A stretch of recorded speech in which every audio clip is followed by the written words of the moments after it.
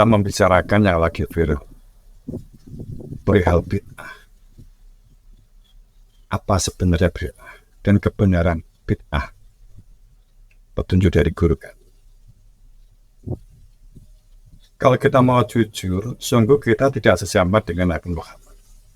Ketika Nabi Muhammad memerintahkan kepada sahabat-sahabatnya yang telah beriman untuk menghamba kepada Allah, menjalankan perintah Allah sesuai dengan petunjuk dari Nabi Muhammad sebagai sang otoritasisasi. Para sahabat inilah yang jelas-jelas menerima perintah, sebab perintah itu bertatap muka langsung. Satu forum tatap muka antara yang memerintah dan yang diperintah. Ini maknanya. Sehingga sebenarnya menjadi riskan dan risih saat kita mendengar ada yang menghujat, membid'ahkan yang lain, yang faktanya sama-sama tidak pernah bertatap muka dengan Kanjeng Nabi Muhammad.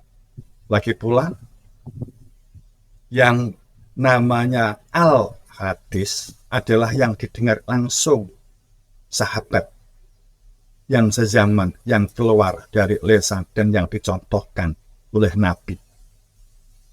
Karena faktanya zaman kita saat ini, kita tidak mendengar sendiri dari Kanjeng Nabi Muhammad.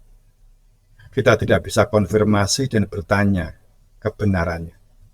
Kita sama-sama menginterpretasi dan hanya didasarkan atas keyakinan perihal al-hadis yang kita yakini dari Nabi Muhammad. Sekali lagi, al-hadis itu logikanya seharusnya terlesankan dan yang tercontohkan langsung dan kita melihat dan mendengarnya, itulah al-hadis. Saat telah di luar forum tatap muka sudah disebut sebagai katanya pembicaraan tadi sudah menjadi katanya ke katanya.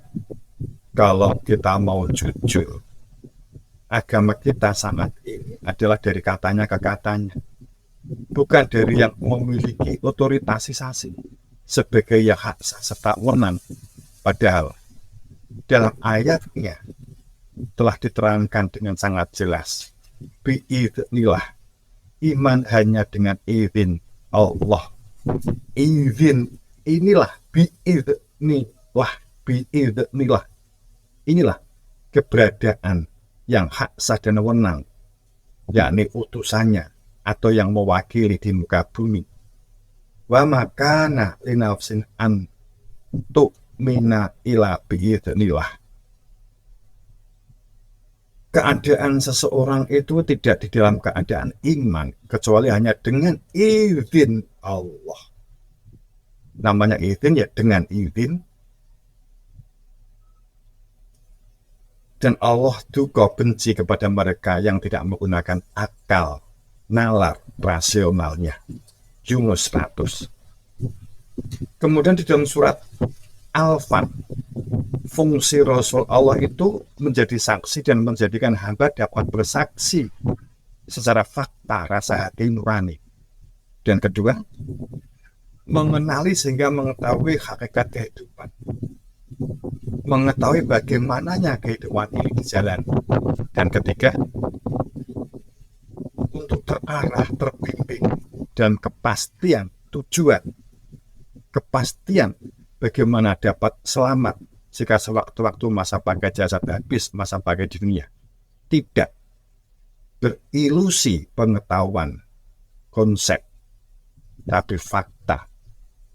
Maka kemudian di ayat 8-nya, sesungguhnya kami mengutus semua utusan itu adalah sebagai saksi supaya manusia juga bisa bersaksi secara fakta.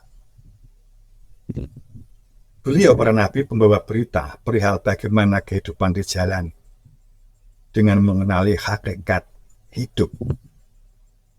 Kemudian memberi peringatan supaya mengetahui kepastian arah, alamat, tujuan dengan pasti.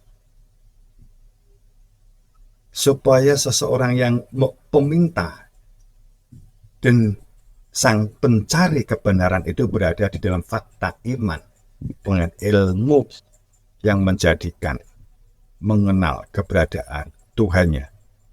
Litu'minu billah wa rasulih, supaya kamu sekalian beriman kepada Allah dan Rasulnya. Itulah penjelasan dari guru kami. Dari silsilah guru-guru kait mengikat, sistem kaderisasi gulu wentah, sambung mengkait yang sama sekali tidak pernah terputus dan tanpa jeda. Kemudian beliau melanjutkan, terus untuk apa saling olok mengolok, saling membenci, saling menyesatkan, kalau faktanya kita tidak sejaman, tidak sewaktu dengan Kanjeng Nabi Muhammad.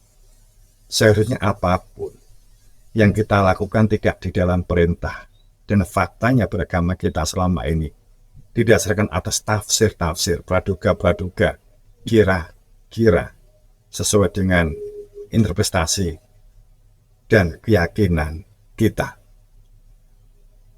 Sekali lagi, bid'ah itu perilaku ibadah atau menghamba kepada Allah, menjalankan perintah Allah tanpa ada dasar pijakan perintah, tanpa biidznillah. Padahal semua mengetahui yang namanya perintah dilakukan secara berhadapan-hadapan, dalam forum hadap-hadapan, bertatap muka langsung. Berarti bisa jadi selama ini kita hanya merasa menjadi bagian yang menerima perintah, hanya merasa dia perintah, tapi tidak dalam fakta sang penerima perintah, tidak terikat dalam ikatan. Benar-benar saya bersaksi